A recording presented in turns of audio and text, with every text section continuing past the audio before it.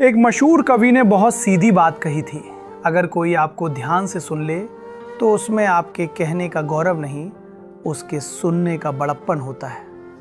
और शायद यही वजह है कि आज हम सब खुद को बहुत छोटा महसूस कर रहे हैं, क्योंकि हम बोल तो बहुत रहे हैं पर सुनने वाले धीरे धीरे खत्म हो रहे हैं। हम एक ऐसे समय में जी रहे हैं जहां हर किसी के पास कहने के लिए बहुत कुछ है पर समझने की फुर्सत नहीं। हर किसी के पास एक राय है, इतनी पक्की राय कि उसमें संशय के लिए 1 मिलीमीटर की जगह नहीं बची। हम तय करके बैठे हैं कि सच क्या है, और जो हमारे सच से अलग बोले या तो वो बिक चुका है, या देशद्रोही है, या मूर्ख है। बीच का आदमी आज सबसे ज्यादा अकेला है। पढ़ने से डर क्यों लगता है? मुझे लगता है हमारी पीढ़ी को पढ़ने से डर लगने लगा है। क्यों? क्योंकि पढ़ना अकेले का काम है। वहाँ कोई फिल्टर नहीं होता, कोई लाइक नहीं, कोई तालियां नहीं। पढ़ते वक्त आप खुद से झूठ नहीं बोल सकते। जब आप पढ़ते हैं तो किताब आईना बन जाती है, और आईना हमेशा असहज करता है। वहाँ आपकी सारी कमजोरियां दिखती हैं, आपका गुस्सा, आपका डर, आपका अहंकार, आपकी क्रूरता। इसलिए हम रील देखते हैं, वीडियो देखते हैं, शॉर्ट्स देखते हैं, क्योंकि वहाँ हम सिर्फ उपभोक्ता होते हैं, जिम्मेदार इंसान नहीं। हम क्यों इतना गुस्से में हैं? आज हर कोई थोड़ा गुस्से में है।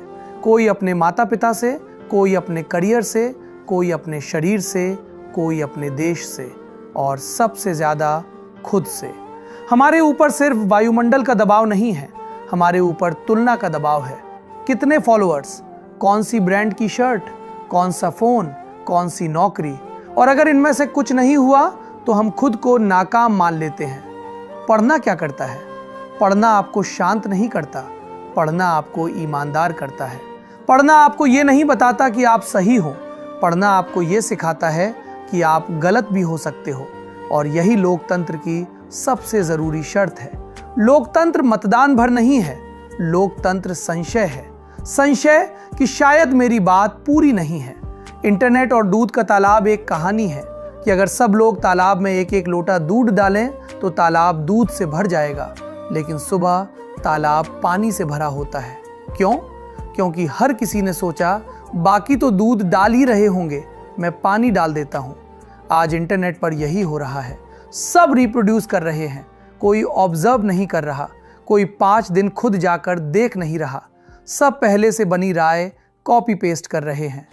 पढ़ना सत्ता से आज़ादी है। जब आप किताब उठाते हैं तो कोई सरकार आपकी निगरानी नहीं कर रही होती, कोई एल्गोरिदम आपको ये नहीं बता रहा कि अगला पन्ना क्या होना चाहिए। पढ़ना सबसे शांत किस्म की क्रांति है। कोई नारा नहीं, कोई झंडा नहीं, लेकिन असर गहरा होता है। पढ़ना करुणा सिखाता है। जब आप पढ़ते हैं तो आप दूसरों का मजाक कम उड़ाते हैं, आप बूढ़ों से थोड़ा नरमी से बात करते हैं, आप बच्चों को थोड़ा ज़्यादा धैर्य से सुनते हैं, और सबसे ज़रूरी, आप खुद को माफ़ करना सीखते हैं।